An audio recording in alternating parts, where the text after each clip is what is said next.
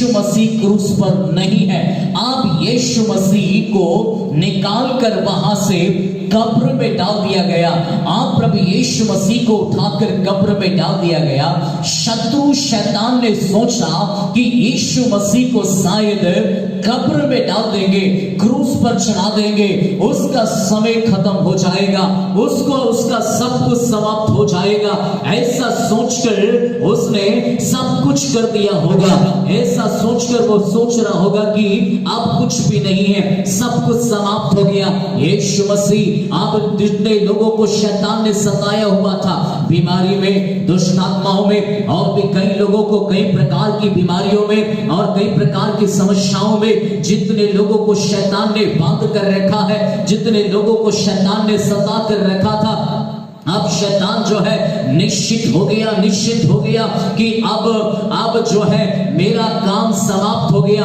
लेकिन शैतान को मालूम नहीं कि मेरा यीशु मसीह इस संसार के अंदर क्यों आया था। मेरा यीशु मसीह तो इस दुनिया के अंदर मरने के लिए आया था, और यीशु मसीह मानव जाति के लिए इस दुनिया के अंदर अपने आप को बलिदान करके वहां पर मात्र मरने ही नहीं, परंतु जो मृत्यु उसने आदम और हवा की जिंदगी में दे दिया है।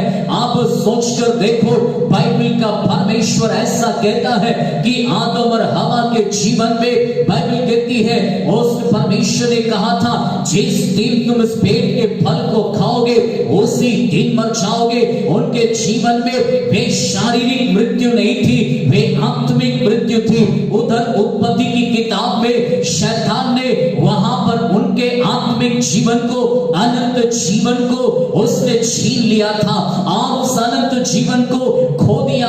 मनुष्य ने अपने जीवन में जिंदगी खोया है, अनंत जीवन को खोया है, और वही जीवन को यीशु मसीह वापस लौटाने के लिए मनुष्य के जीवन में फिर से संसार में जन्म लेकर यीशु मसीह आते हैं। और प्रभु यीशु मसीह इस संसार में ये बात को प्रकट किया है। तब हम बाइबल में से इस बात को और कुछ वचनों के साथ में देखने का प्रयास करेंगे।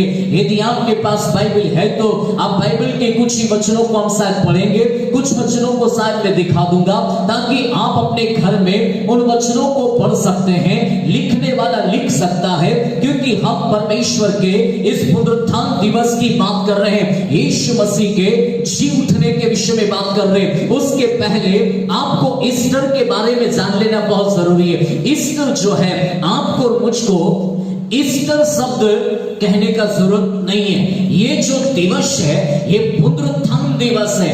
आपको पुनरुत्थान की जय जयकार करनी है, आपको जी उठने वाले दिवस उस यीशु मसीह की जय जयकार करनी है, आपको ईस्टर की नहीं। ये एक किसी और एक जो उसको खुलकर मैं नहीं कह पाऊंगा क्योंकि लाइव है और यूट्यूब पर है, इसलिए मैं कुछ बातों को जरूर आपके सामने इंडिकेट करूंगा जिसको आप समझ आइएगा। अगर इसके बारे में और गंभीरता से जानना मुझसे जरूर मिलेगा। तो परमेश्वर का वचन यहां बहुत स्पष्टता से कहता है कि यीशु मसीह जब मुर्दों में से जी उठने की दशा में आया, और यीशु मसीह मुर्दों में से जब जी उठा तो सारे यहूदी, सदूकी, फरीसी, शास्त्री सब हिल गए। और प्रभु यीशु मसीह के जी उठने के बाद सारी की सारी पब्लिक जो है यीशु मसीह की ओर मुड़ रही थी। तब वहां के सारे लोग जो यहूदी समाज के लोग थे, उनका अपना एक वर्चस्व था, उनका अपना एक प्रभाव था उस समाज में, उस जाति में, उन लोगों के बीच में। उसके कारण उनका वर्चस्व जाता रहा, उनकी फेमस होने वाली प्रक्रिया जाती रही। ऐसे समय में उनको डर आ गया कि हमारी जिंदगी में हमारी कमाई जाती रहेगी, हमारी बातें जाती रहेगी, हमारा औधा जाता रहेगा, हमारी सारी प्रतिष्ठा जाती रहेगी। ऐसे समय में ये यीशु मसीह तो हमारी प्रतिष्ठा खो देगा। ऐसे समय में उन्होंने अपने जीवन में निर्णय लिया कि हम भी कुछ ऐसा करें कि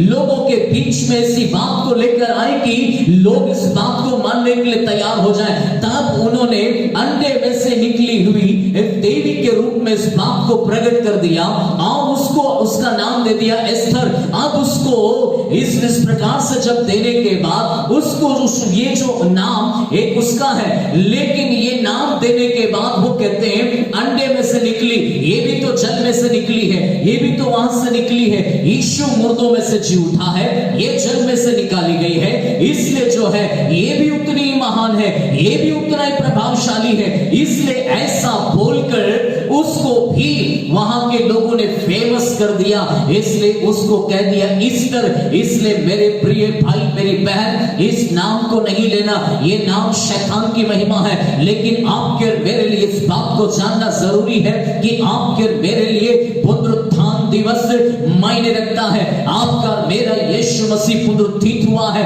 मेरा और आपका यीशु मसीह जी उठने वाली दशा में है। इसलिए आपको और मुझको ये बात को जानना बहुत जरूरी है। आप और मैंने आज तक शायद इस बात को बोलते हुए ये बात को कहा होगा, लेकिन आगे को आपको पुनरुत्थान दिवस की जय हो, पुनरुत्थान दिवस मुबारक हो, पुनरुत्थान दिवस की जय जयकार आपको करना है, क्योंकि आपका मेरा यीशु को वो नाम दिया है। आपका मेरा यीशु मसीह वो बात को लेकर आ गया है और स्वयं ने इस बात को कहा, क्या तुम नहीं जानते पुनरुत्थान और जीवन में ही हूं। ये बात को यीशु मसीह ने जोर देकर इस बात को प्रकट किया और ये बात जो है मरियम और मार्था और लाजर के सामने प्रकट थी और प्रभु यीशु मसीह ये बात को कहता था। आज बाइबल के अंदर मेरे प्रियो सोचकर देखो, बाइबल में यीशु मसीह का रोने का वर्णन है। यूहन्ना उसका 11 अध्याय उसके 35वें पद में बाइबल का परमेश्वर ऐसा कहता है, यीशु मसीह रोया। आज आप सोचकर देखिए, आज मैं दुनिया के लोगों से इस बात को कहना चाहता हूं, विश्वास करने वाले एक एक लोगों से ये बात को कहना चाहता हूं, यीशु मसीह इस अध्याय के इस 35वें पद में यीशु मसीह का रोने का वर्णन है। यीशु मसीह रोया इस शब्द को कहा गया है। यीशु मसीह आज वहां पर क्यों रो रहा है? क्योंकि ये घटना जो है यीशु मसीह होने से पहले प्रभु यीशु मसीह ने मरियम को, मार्था को, लाजर को ये बात को प्रकट कर दिया गया है। यीशु ने अपने जीवन के विषय में ये बात को बोल दिया गया कि पुनरुत्थान और जीवन मैं हूं। क्या तू इस बात पर विश्वास करती है? ये बात को प्रकट कर दिया गया। उसके बाद भी उन्होंने इस बात को ना समझा और उन्होंने इस बात को ना समझकर जितने लोग वहां पर मौजूद थे उन लोगों के सामने यीशु मसीह को उसको ठीक से प्रकट नहीं कर पाया। यीशु पुनरुत्थान था। आज जिन लोगों को यीशु मसीह ने ये बात को प्रकट किया हुआ, ये प्रकाशन जिन लोगों के ऊपर आया, ये बात जिन लोगों पर प्रकट कर दी गई, वे लोग आज भी इस बात को ना समझने के कारण यीशु मसीह की आंखों में आंसू है। यीशु मसीह के आंखों में आंसू लेकर यीशु प्रभु रो रहा है, क्योंकि उनको चाहिए था कि वे पुनरुत्थान की बात को समझते। वे चाहिए था पुनरुत्थान क्या है? पुनरुत्थान यीशु मसीह ने मुर्दों में से जी उठकर अपने इस मृत्यु के ऊपर यीशु मसीह ने जय को प्राप्त करके मनुष्य जीवन को फिर से वापस से अनंत जीवन लौटाया है।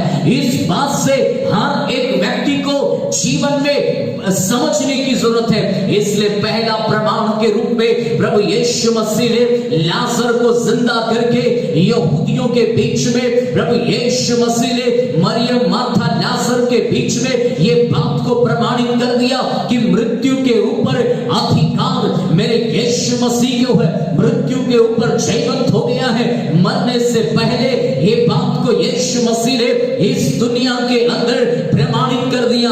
बीमारों को चंगा करके, दुष्ट आत्माओं को निकालकर, आंधी को डांटकर, तूफानों को डांटकर, गोलियों को चंगा करके उसने लाल समुद्र को दो भाग में करके परमेश्वर समय समय पर अपने लोगों को प्रमाण देते हुए आया। और ये समय आ गया था कि लोग इस बात को जाने कि पुनरुत्थान क्या है। यीशु मसीह मुर्दों में से जी उठकर अपने लोगों को ये बात को प्रकट करना चाहता है। इसलिए लोगों को चाहिए था कि वे अपने परमेश्वर, अपने उद्धारकर्ता को इस बात में समझे। लेकिन मरियम और मार्था को, जिनको परमेश्वर का ज्ञान था, जिनको यीशु मसीह के बारे में मालूम था, उसके बाद भी उन्होंने यहूदियों के सामने इस बात को ना रखते हुए जब उन्होंने रोना शुरू किया, तब यीशु मसीह की आंखों में आंसू आ गया। यीशु मसीह रोने लगा क्योंकि यीशु मसीह यहाँ पर अपने लोगों से कुछ उम्मीदें कर रहा था। आज कलीसिया के सामने जो वचन रखा गया है, कलीसिया के सामने जो बात रखी गई है, कलीसिया आज उन बातों को पहचान नहीं पा रही है। यीशु मसीह का जी उठने का दिन आपके लिए आनंदमय हो सकता है। यीशु मसीह आज मुर्दों में से नहीं जी उठा। यीशु मसीह 2000 वर्ष पहले इस दुनिया के अंदर ये जमीन उसको दफना कर रख नहीं सकी। इसलिए ये शैतान सोच रहा था कि यीशु मसीह को जो है मैंने क्रूस के ऊपर हरा दिया है, उसको वहां पर मार दिया है, इसलिए अब जो है यीशु मसीह का कार्य खत्म हो गया। मैं ऐसा सोचता हूं उस बात को लेकर कि जब ये घटना घटित हुई होगी तो शैतान जो है अपने जीवन में बड़ा फंक्शन किया होगा, बड़ा एक प्रोग्राम अरेंज किया होगा, क्योंकि उसके लिए यीशु मसीह तो सिर दर्द था और यीशु मसीह तो उसके सिर में दर्द को पैदा किया हुआ था, क्योंकि इतने दुष्ट आत्माओं को निकाला, इतने बीमारों को चंगा किया, इतने दुष्ट आत्मा के सताए हुए लोगों को उसने सुधारा। तो ऐसे समय में शैतान तो दुखी था, परेशान था, अब तक दुनिया को अपने वश में किया हुआ था। लेकिन जैसे ही यीशु मसीह को क्रूस पर चढ़ाने के बाद वो तो आसानी से इस बात को मैंने खत्म कर दिया बोलकर वो शायद हंसकर अपने स्वर्गदूतों के साथ में आनंद मना रहा होगा, एक बड़ा प्रोग्राम अरेंज किया होगा। लेकिन वहां पर उसने शायद सोचा होगा कि चलो आओ हम पार्टी करेंगे। अब पार्टी में सोचो वहां पर बहुत सारा शराब लेकर आया होगा, बहुत सारी चीजें पीने लगा होगा। हमारा दुश्मन जो है यीशु, अब सब समाप्त हो गया, अब हमारा कोई दुश्मन नहीं, ऐसा सोचकर वो पार्टी मना रहा होगा। 2-4 स्वर्गदूतों को उसने कब्र के पास में भी रखा होगा, क्योंकि यीशु ने मरने से पहले ये बात को प्रकट किया था, तुम इस मंदिर को ढा दो, मैं 3 दिन में से खड़ा कर दूंगा। ये बात को भी यीशु ने प्रकट किया था। इसलिए शत्रु जानने के कारण उसने शायद 2-3 स्वर्गदूतों को उस कब्र के ऊपर भी रखा होगा।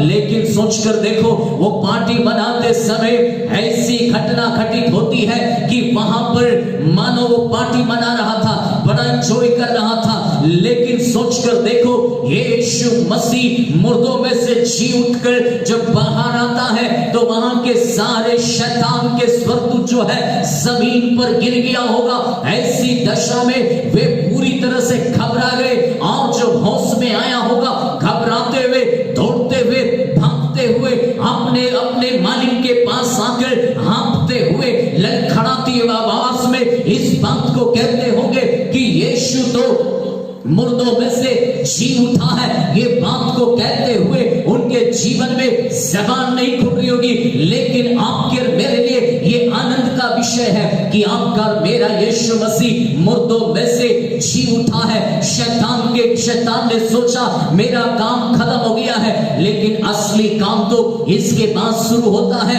मेरा यीशु मसीह कहता है मुर्दों में से जी उठकर उसने ये बात को प्रमाणित कर दिया कि यीशु मसीह जिस काम के लिए आया था वो काम यही था, आपके पापों के लिए अपने आप को बलिदान कर दे। और जिस मृत्यु को शैतान ने आपकी जिंदगी में दे दिया था और जिस मृत्यु को शत्रु ने आपके जीवन में देकर आपके जीवन को उसने नष्ट कर दिया था, आपके अनंत जीवन को छीन लिया था, आपके अधिकारों को छीन लिया था, सृष्टि के ऊपर के अधिकारों को छीन लिया था, स्वर्ग के राज्य के अधिकार को छीन लिया था, पिता कहने के अधिकार को छीन लिया था।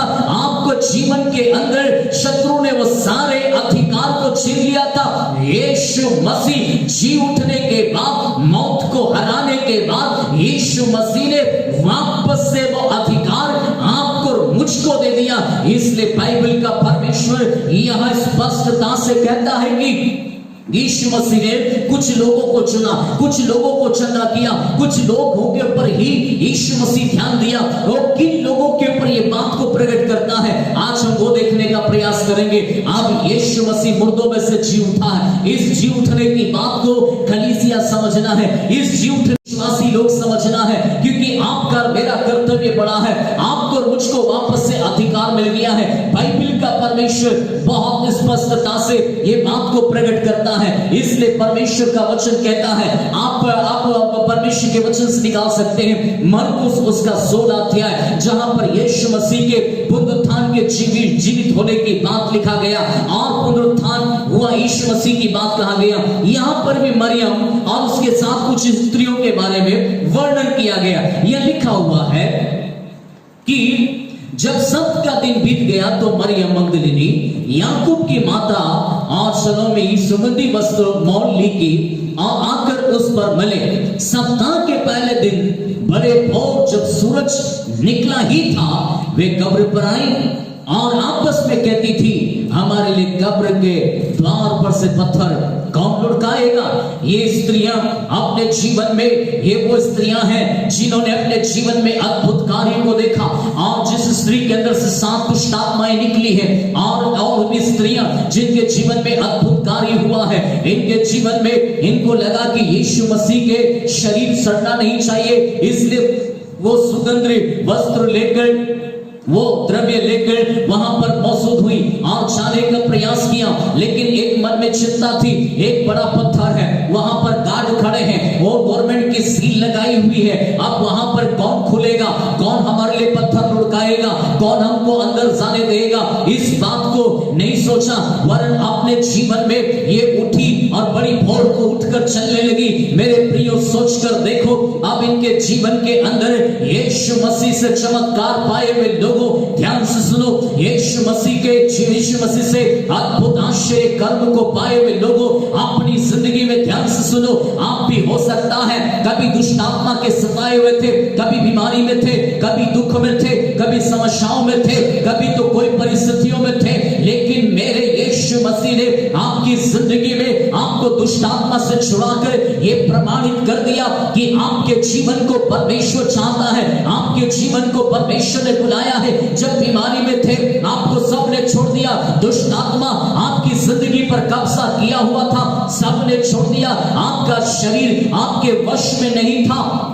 आप अपने जीवन में हालात से गंभीर समस्याएं थी, ऐसी परिस्थिति में आप अपने जीवन में रोने के अलावा कुछ भी नहीं सोचता था। ऐसे समय में आपके मेरे परमेश्वर ने आपकी और मेरी जिंदगी को जब बदल दिया है, ऐसे समय में आपको मुझको समझने का जरूरत है। यहाँ पर छुटकारा पाई हुई महिलाएं, छुड़ाई हुई महिलाएं, परमेश्वर को समझने वाली महिलाएं रात की 4 बजे उठकर, भोर को उठकर वे अपने जीवन में उसकी ओर बढ़ गए। जिस जगह पर यीशु मसीह को रखा था, इनको मालूम था, वो जगह के बारे में मालूम था, ये उस बारे में जानती थी, लेकिन इनके सामने ये बात भी थी कि वहां पर सरकार की मोहर है, वहां पर परिस्थितियां इनके सामने विकट थी, लेकिन छुड़ाए हुए लोगों के लिए कुछ भी बातें असंभव नहीं। मेरे प्रियो, यदि आप छुड़ाए हुए लोग हैं तो आपके हृदय के अंदर वो विश्वास होना है, आपके जीवन के अंदर वो बातें होना है, आपके अंदर वो जज्बा होना है, आपके अंदर वो जुनून होना है, क्योंकि आपके जीवन में छुड़ाया जाना आपकी जिंदगी में साधारण बात नहीं। इस बात को प्रमाणित करना है कि आप छुड़ाए हुए लोग। जब ये बात को लेकर ये जब जा रहे थे, आगे की घटना है, आप घर में पढ़िएगा, मैं कुछ बातों को समझाने का प्रयास करूंगा। जब ये बातें करते हुए आपस में जा रही थी, तब इन्होंने अपने जीवन में अद्भुत बातें देखी। एक स्वर्गदूत इनके सामने प्रकट होता है। 5वां पद, कब्र के भीतर जाकर उन्होंने एक जवान को श्वेत वस्त्र पहने हुए दाहिनी ओर बैठे देखा और बहुत चकित हुई। उसने उनसे कहा, चकित मत हो, तुम यीशु नासरी को जो क्रूस पर चढ़ाया गया था ढूंढती हो, वह जी उठा है, यहाँ नहीं है। देखो, यही वह स्थान है जहां उन्होंने उसे रखा था। ये बात को स्वर्गदूत ने प्रकट किया और ये ढूंढने वाली स्त्रियों के सामने पहली बार ये बात प्रकट हो गई। यीशु मसीह उसी कब्र में जहां पर रखा हुआ था, वहां उस जगह पर स्वर्गदूत बैठकर ये बात को कह रहा, यीशु को तुमने यही रखा था, वो लोगों ने यही लेकिन देखो आज यीशु मसीह यहाँ नहीं है, यीशु मसीह मुर्दों में से जी उठा है। ये बात को प्रभु यीशु मसीह ने इन लोगों के सामने प्रकट कर दिया है। अब इनसे कहा कि तुम क्यों डरती हो, इस बात से क्यों घबराती हो। डरना तो इनके जीवन में शारीरिक होने के लिए ये तो स्वाभाविक है कि इनके जीवन में डर गई, और डरने के बाद पता प्रभु यीशु मसीह के स्वर्गदूत ने कहा जाओ जाकर पतरस और बाकी चेलों को ये बात की घटना प्रकट करो। बाकी सब लोग डर के मारे अपने जीवन में घर के अंदर बंद है, लेकिन स्त्रियां बाहर निकलकर प्रभु यीशु मसीह के उस स्थान तक पहुंच गई जो प्रभु यीशु मसीह के लिए अपने कदम को बढ़ाता है, जो प्रभु यीशु मसीह के लिए अपने जीवन में उद्धार पाए हुए लोग अपने जीवन में जब आगे बढ़ते हैं रास्ता खोदते हुए देखते हैं। बड़े से बड़े तूफान क्यों ना हो, बड़ी सी बड़ी समस्या क्यों ना हो, आपके जीवन में अद्भुत रास्ते परमेश्वर खोलेगा। मेरे प्रियो सोचकर देखो, अगर आपके जीवन में आज यीशु पर विश्वास करने के बाद आज भी आप दुष्ट आत्मा के सताए हुए, आज भी आप बंधन में हैं, आज भी आप पीड़ा में हैं, आज भी आप समस्याओं में हैं, आज भी आप तूफानों से घिरा हुआ है, आज भी शत्रु ने आपकी जिंदगी को हिला कर रखा है, तो मेरे यीशु मसीह के जी उठने पर व्यर्थ हो जाएगा। मेरे प्रियो यीशु मसीह मुर्दों में से जी उठने के बाद आपकी और मेरी जिंदगी में उसने बात को प्रमाणित कर दिया। उसके बाद देखिए बाइबल क्या कहती है, यीशु मसीह ने इनको जो सारी बातों को छुड़ाकर यीशु मसीह ने इनसे कहा कि जाओ जाकर चेलों को बताओ। सबसे पहले मरियम मगदलीनी को दिखाई दिया, उसके बाद प्रभु यीशु मसीह चेलों को दिखाई दिया, उसके बाद प्रभु यीशु मसीह जो है 11 को दिखाई दिया। इसी अध्याय में आप देखेंगे यीशु मसीह आप जी उठने के प्रमाण को बार बार यीशु मसीह दे रहा। यीशु मसीह अपने लोगों को जी उठने के प्रमाण दे रहा। अब यीशु मसीह नए लोगों के पास नहीं जा रहा, अब यीशु मसीह अंधों को दिखाने नहीं जा रहा, अब यीशु मसीह लंगड़ों को चलाने नहीं जा रहा। यीशु मसीह जी उठने के बाद में कोई भी चमत्कार नहीं किया, यीशु मसीह जी उठने के बाद में कोई भी अद्भुत कार्यों को प्रकट नहीं किया, लेकिन यीशु मसीह जी उठने के बाद स्वर्गारोहण होने से पहले यीशु मसीह ने चेलों को प्रकट किया, मरियम को प्रकट किया और 11 को प्रकट किया और भी चेलों को प्रकट किया। और प्रभु यीशु मसीह ने चाहा कि उन सारे चुने हुए लोगों पर बार बार प्रकट होकर ये बात को प्रमाणित करता गया कि मैं मुर्दों में से जी उठाऊं। मेरे हाथ को देखो, मेरे सिर को देखो, मेरी पसली को देखो, मेरे पैर में कीले लगे को देखो, देखो मुझे लोगों ने मारकर कब्र में डाल दिया था, लेकिन मैं मुर्दों में से जी उठाऊं। ये बात को बार बार यीशु मसीह ने कलीसिया को बताने का प्रयास किया। तब बाइबल कहती है, आप उसको उसका जो है मरकुस 16 अध्याय उसका 19 वचन यदि पढ़े तो लिखा, प्रभु यीशु से बातें करने के बाद स्वर्ग पर उठा लिया गया। और प्रभु यीशु मसीह इनसे सारी बातें करने के बाद यीशु मसीह से उठा लिए जाने से पहले ये बात को प्रभु यीशु मसीह प्रमाणित कर रहा था। क्या कहता है उसके 19 पढ़ने से पहले 16 का जो है हम 16 पढ़ेंगे। यह यीशु मसीह उनको उठा लिए जाने से पहले इन 11 को प्रभु यीशु मसीह वहां प्रकट होते समय एक दर्शन को दिया, और ये दर्शन को देखकर यीशु मसीह ने इनसे ये बात को कहा, और उसने उनसे कहा तुम सारे जगत में जाकर सारी सृष्टि के लोगों को सुसमाचार प्रचार करो। 15 और उसके बाद 16 आप इसको पढ़ना। यहां पर परमेश्वर का वचन कहता, यीशु जी उठने के बाद, यीशु जी उठने के बाद, यीशु का वचन क्या था? जी उठने के बाद यीशु मसीह चुने हुए लोगों को क्या कहना चाहता, प्रभु के बुलाए हुए लोगों को क्या कहना चाहता, परमेश्वर मरियम मगदलीनी को क्या कहना चाहता, यीशु मसीह अपने बुलाए हुए लोगों को क्या कहना चाहता। जी उठने के बाद यीशु मसीह ये नहीं कहता है कि मैं और बीमारों को चंगा करूंगा और दुष्ट आत्माओं को निकालूंगा और मीटिंग अरेंज करो और अद्भुत काम करो। ये बात को यीशु मसीह ने नहीं कहा, परंतु यीशु कहता है कि मैं चाहता हूं कि तुम सारे जगत में जाकर, किनसे कहा? तुम जाकर, यीशु ने चेलों से कहा, यीशु ने स्त्रियों से कहा, चुनी हुई स्त्रियों से कहा, चेलों से कहा, तुम जाकर सारी जाति के लोगों के बीच में सुसमाचार सारे जगत में फैलाओ। और 16 पद करो, जो विश्वास करे उसे बपतिस्मा ले और उसी का उद्धार होगा, परंतु जो विश्वास ना करेगा वो दोषी ठहराया जाएगा। अब आपका मेरा कार्य आपको समझना है, आपका मेरे बुलाए जाने के कार्य को समझना है। बाइबल का परमेश्वर कहता है आपको प्रभु यीशु मसीह जी उठा बोलकर आनंदित होना अच्छा है, खुश होना अच्छा है, उस दिन को याद करना अच्छा है, पुनरुत्थान दिवस को याद करना आपके मेरे लिए शायद बहुत अच्छा है, क्योंकि आप और हमारी जिंदगी में एक आशा प्रभु ने दिया है। आप और मेरे लिए एक आशा है, मेरा यीशु मुर्दों में से जी उठकर आपके और मेरे लिए एक आशा दिया, एक उम्मीद दिया है, एक जिंदगी दिया है। कईयों के पास आशा नहीं, इसलिए जो जीवन के अंदर कई प्रकार की दिक्कतों का सामना करना, मनुष्य अपने जीवन में तरह तरह की बातों को प्रयास कर रहा है। मनुष्य कई प्रकार के उद्धार के रास्ते के लिए, क्योंकि हर व्यक्ति को पता है, इसलिए मनुष्य अपने जीवन में अपने अपने प्रयास कर रहा है। लेकिन केवल मसीह लोग,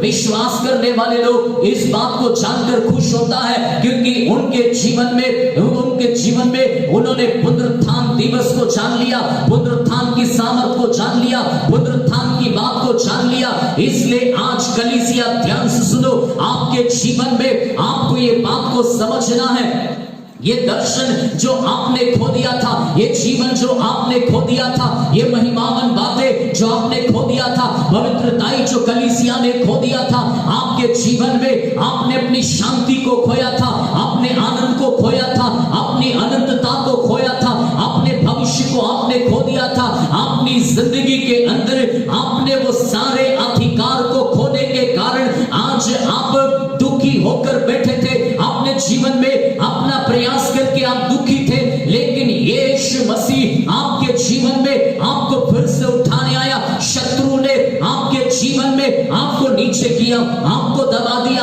आपको कीचड़ में डाला, आपकी जिंदगी को नाश कर दिया, लेकिन यीशु मसीह ने, जिस शत्रु ने आपकी जिंदगी में आपके पवित्र वस्त्र उतार दिए, आपको निर्वस्त्र कर दिए, नंगा कर दिया, वो यीशु मसीह वापस से आपके जीवन में वो उद्धार के अनुभव को लाकर, वस्त्र पहनाकर, आपके जीवन में पवित्रताई में लाकर खड़ा करके आपको फिर से यीशु मसीह कलीसिया को ये अधिकार के साथ में आपको इस्तेमाल करना चाहता है। इसलिए मेरे प्रियो, आपको ये बात को समझना बहुत जरूरी है कि आपके जीवन में यीशु मसीह अब ये अधिकार आपको देता है। आप कलीसिया को अपने दर्शन को पहचानना है, अपने अधिकार को पहचानना है, अपनी बातों को पहचानना है। यहाँ पर ये बातें प्रभु यीशु मसीह ने चुने हुए लोगों से कही। यहाँ पर अब जो है ये अधिकार कलीसिया के पास है, ये सारी बातें कलीसिया के पास है। अब कलीसिया को अपने जीवन में ये बात को समझने का जरूरत है। परमेश्वर का वचन आपके और मेरे लिए अद्भुत रीति से ये बात को प्रेरित करता, अधिकार अब कलीसिया के ऊपर है, क्योंकि परमेश्वर ने अब शत्रु शैतान का खुल्लम खुल्ला जो है तमाशा बना दिया है। अब शैतान के सारे अधिकार को मेरा यीशु मसीह छीन लिया है। अब शैतान के पास कुछ भी नहीं है। इसलिए बाइबल का परमेश्वर कहता है उसने उसका खुल्लम खुल्ला तमाशा बना दिया, और उसने जो है शैतान के सारे जो जितने अधिकार उसने छीन लिया था, उस सारे अधिकारों को उसने वापस से ले लिया है। और बाइबल का परमेश्वर कहता है कुलुसियों की पत्री उसका 2 अध्याय उसका 14 वचन से आगे यदि पढ़ेंगे तो वहां पर बाइबल कहती है कलीसिया को क्या क्या परमेश्वर ने दिया, कलीसिया किन बातों में जागृत होना है, कलीसिया को क्या परमेश्वर ने दिया है। बाइबल कहती है 14 पढ़ेंगे, विधियों का आलेख जो हमारे नाम पर है और विरोध में था मिटा डाला, क्रूस पर कीलों पर चढ़कर सामने से हटा दिया, और उसने प्रधानता अधिकारों के ऊपर से उतार कर उनका खुल्लम खुल्ला तमाशा बनाया और क्रूस के द्वारा उन पर जय जयकार की ध्वनि सुनाई। अब यहाँ पर यीशु मसीह ने खुल्लम खुल्ला उस शैतान का तमाशा बनाया।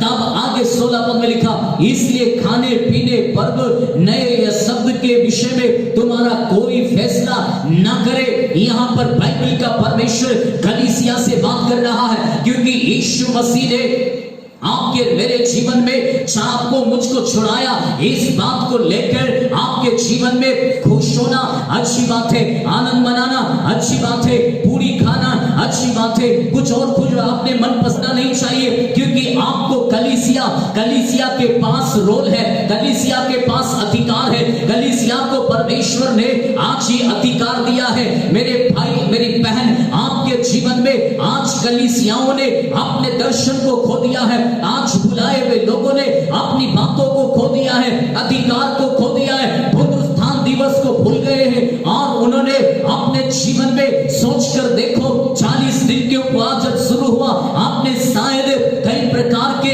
बातों को त्यागा होगा, जो मनपसंद चीजें हैं शायद वो भी त्याग दिया होगा। ऐसी चीजों को त्याग कर 40 दिन के दौरान आपने दारू भी छोड़ा होगा, बीड़ी भी छोड़ा होगा, गुटखा भी छोड़ा होगा, नॉनवेज भी छोड़ा होगा, बहुत सारी चीजों को आपने छोड़ा होगा। ऐसे समय में आपने अपने जीवन में वे सब कुछ छोड़कर आप 40 दिन खत्म होने का इंतजार करके यीशु मसीह के इस दिन को, जीवित होने के दिन को स्मरण करके शायद इंतजार कर रहे होंगे कि मैं वापस से वो चीज ले लूंगा। मेरे भाई मेरी बहन, यदि आज तक अपने जीवन में इस बात को नहीं समझा है और अपने जीवन में पर्वों को और कई प्रकार की बातों को आप अपने जीवन में लेकर चल रहा है, तो अपने जीवन में सावधान हो जाइए, क्योंकि आपका जिम्मेदारी है। आप कलीसिया क्यों जाता है, आप बाइबल क्यों पढ़ते हैं, आप विश्वास क्यों कर रहा है, आप प्रभु यीशु मसीह के साथ क्यों चल रहा है। मेरे प्रियो, सोचकर देखो, क्या बीमारी ठीक हो जाएगी इसलिए, क्या समस्या चली जाएगी इसलिए, कि आपके बच्चों का भविष्य अच्छा हो जाएगा इसलिए, क्या आपकी जिंदगी में आपकी जिंदगी का अच्छा समाधान हो जाएगा इसलिए। आप प्रभु यीशु मसीह पर कलीसिया सुनिए। आप आज अपने जीवन के अंदर ये बातों को क्यों कर रहा है अपने जीवन में, इसलिए परमेश्वर का दास पौलुस कुलुसियों की कलीसिया को चेतावनी देता है। और ये कलीसिया अपने जीवन में पर्व मनाने लगी, ये कलीसिया अपने जीवन में नए चांद के विषय में सोचने लगी, तरह तरह की बातों को करने लगी। और प्रभु यीशु मसीह यहाँ पर कहता है, आगे लिखा 17 पद में, क्योंकि ये सब आने वाली बातों की छाया है, पर मूल वस्तुएं मसीह की है। कोई मनुष्य आत्मा हीनता स्वदूतों की पूजा करा के तुम्हें दौड़ के प्रतिफल से वंचित न करे। ऐसा मनुष्य देखी हुई बातों में लगा रहता है और अपनी शारीरिक समझ पर व्यर्थ भूलते रहता है। मेरे प्रियो, ऐसे लोग अपने जीवन के अंदर आपके विश्वास की दौड़ में से आपको भटका सकता है, आपके जीवन में आपकी दौड़ से उलझा सकता है। अपने जीवन में आपने जो अधिकार को पाया है, अपने अधिकार को खोना नहीं। सोचो, यीशु 2000 वर्ष पहले इस दुनिया में क्रूस पर चढ़ने से पहले जो काम यीशु ने प्रकट किए, वो काम यीशु मसीह ने आप कलीसिया को दे दिया। अब यीशु मसीह ने कहा कि अब जो काम मैं करता हूं वो काम अब तुम करोगे। यीशु मसीह ने कहा, जाओ बीमारों को चंगा करो, दुष्ट आत्माओं को निकालो, अद्भुत कामों को प्रकट करो। ये सारे अधिकार आज कलीसिया के पास है। आज कलीसिया को सोने का जरूरत नहीं, आज कलीसिया को जागने का जरूरत है, आज कलीसिया अपने दर्शन को पहचानने का जरूरत है। लेकिन कलीसिया आज जीवन के अंदर रीति रिवाजों में पड़ गई है। कलीसिया आज दुनिया में दर्शन को खो दिया है। कलीसिया आज भौतिक हो गई है। कलीसिया आज दान को लेकर लड़ाई है, जमीन को लेकर लड़ाई है, कई बातों को लेकर लड़ाई है, आपस में लड़ाई है, पद को लेकर लड़ाई है, अपनी इज्जत को लेकर लड़ाई है, कुर्सी को लेकर लड़ाई है, कई बातों को लेकर लड़ाई है। सोचकर देखो, कलीसिया को परमेश्वर ने क्या दिया? कलीसिया ही वो लोग हैं, कलीसिया में आने वाले हर एक व्यक्ति को दर्शन समझना है। बाइबल में प्रेरितों के काम को कलीसिया पढ़े, क्योंकि परमेश्वर के वचन में लिखा 120 लोगों ने पवित्र आत्मा पाने के बाद कलीसिया रुकी नहीं, वरन कलीसिया ने अपने अपने वरदान में खड़ी हो गई। भविष्यवाणी करने वाले भविष्यवाणी के वरदान को लेकर कलीसिया में परखने लगे और उस वरदान को लेकर वे लोगों के बीच में काम करने लगे। उनके बीच में भेदभाव नहीं था, उनके बीच में कोई प्रकार की बातें नहीं थी। कलीसिया ने अपने जीवन में यीशु मसीह को पहचानने के कारण उन्होंने मुर्दों को जिंदा किया, कोड़ियों को चंगा किया, दुष्ट आत्माओं को निकाला, अद्भुत कामों को प्रकट किया। आज कलीसिया मरी हुई दशा में है, आज कलीसिया के पास जीवन नहीं है, आज कलीसिया में दुष्ट आत्मा नहीं निकलती, आज कलीसिया में पवित्र आत्मा नहीं उतरता, आज कलीसिया के अंदर अद्भुत काम प्रकट नहीं होता। मैं आपको चैलेंज करना चाहता हूं, यदि आपकी कलीसिया के अंदर दुष्ट आत्मा नहीं निकल रहा है, बीमार चंगा नहीं हो रहा है, आपकी कलीसिया में पवित्र आत्मा का कार्य नहीं है, अन्य भाषा का सामर्थ का कार्य नहीं है, आपकी कलीसिया मरी हुई दशा में है, यीशु मसीह के योजना को पूरा नहीं कर सकता, क्योंकि ये कलीसिया ही है जो जागृत होकर यीशु मसीह के लिए काम करने वाली कलीसिया है। इसलिए मेरे प्रियो, ये अधिकार यीशु मसीह ने कलीसिया को दिया है। आपके पास अधिकार है, आपके पास सामर्थ है, लेकिन कलीसिया ने आज अपने दर्शन को खो दिया है। लौटाओ, पछतावा करो, परमेश्वर के पास आओ, फिर से खड़े हो जाओ, फिर से अपनी जिंदगी को पहचानो। आपको परमेश्वर ने आनंद मनाना ही आपके जीवन में काफी नहीं, आज के दिन को याद करके अपने जीवन में खुश हो जाना काफी नहीं, परंतु ये यीशु मरकर जी उठने की बात तभी पूरा होगा कि जब आप अपनी जिंदगी में अपने जीवन के माध्यम से बात को प्रकट करेंगे। आज कितने ही लोग अपने जीवन में जो पुराने मसीह हैं, अपने जीवन के अंदर, अपने जीवन के द्वारा लोगों के लिए ठोकर का कारण है, दारू पी के, गुटखा खा के, गलत काम करके, 2-2, 3-3 शादियां करके आप बाइबल के विरोध में काम कर रहा, आप परमेश्वर के विरोध में काम कर रहा, फिर बाइबल लेकर चलने का आपको कोई अधिकार नहीं, परमेश्वर के वचन को लेकर चलने का आपके जीवन में कोई अधिकार नहीं। आपके जीवन में अगर आप इस परमेश्वर के वचन पर विश्वास करता है तो आपको ये बाइबल के अनुसार अपनी जिंदगी को बनाना है, परमेश्वर के वचन के अनुसार इस जीवन को ढालना है, क्योंकि हर विश्वासी का आधार बाइबल है, हर मसीह का आधार बाइबल है, क्रिश्चियन समाज का विश्वास का आधार बाइबल है। बाइबल के अंदर यदि लिखा है तो इस बात को मानना है। सुसमाचार सुनाने का ये बात कौन पूरा करेगा? कलीसिया। आप और मैं यदि कलीसिया में है तो अपने रोल को पहचानिए, अपने जीवन को पहचानिए, केवल जाते रहिए, वापस आते रहिए, जाते रहिए, वापस आते रहिए, वो काम मत कीजिए। अपने जीवन में पहचाने आपको परमेश्वर ने इस कलीसिया में क्यों रखा है। अगर आपको परमेश्वर ने कलीसिया में रखा है तो शैतानिक काम मत प्रकट कीजिए, लेकिन जिस भी कलीसिया में रखा है आपने बुलाए हुए अपने अगुवे के दर्शन को समझ आइए, आपके अगुवे के दर्शन को पहचानिए, आपके अगुवे को जिसकी अगुवाई में आप चल रहा, उस हर एक व्यक्ति अपने अगुवे के दर्शन को पहचानिए। आपके अगुवे का दर्शन क्या है? अगर आपके अगुवे का दर्शन है कि हर एक जाति, हर एक भाषा के लोग यीशु मसीह में बचाए जाए, महान आदेश कौन पूरा करेगा? आज जो यीशु मसीह ने जी उठने के बाद चेलों को ये बात प्रकट किया, ये महान आदेश आज कौन पूरा करेगा? कलीसिया। आज कलीसिया को महान आदेश पूरा करना है, हर जाति लोगों के बीच में यीशु के प्रेम को प्रकट करना है, यीशु के चरित्र को प्रकट करना है, यीशु के अधिकार को प्रकट करना है। ये कैसे जानेंगे? इसी मरकुस की किताब में आखिरी पद को यदि आप पढ़े, आखिरी अध्याय के आखिरी पद को, तो वहां पर लिखा हुआ है यीशु मसीह ने वहां पर चेलों से कहा कि मैं तुम्हारे साथ जगत के अंत तक रहूंगा। और वचन को यीशु मसीह चमत्कार जो लोग प्रचार करते थे, चेले लोग प्रचार करते थे, चमत्कार के माध्यम से यीशु मसीह ने ये बात को प्रमाणित करते गया कि वो उनके साथ है।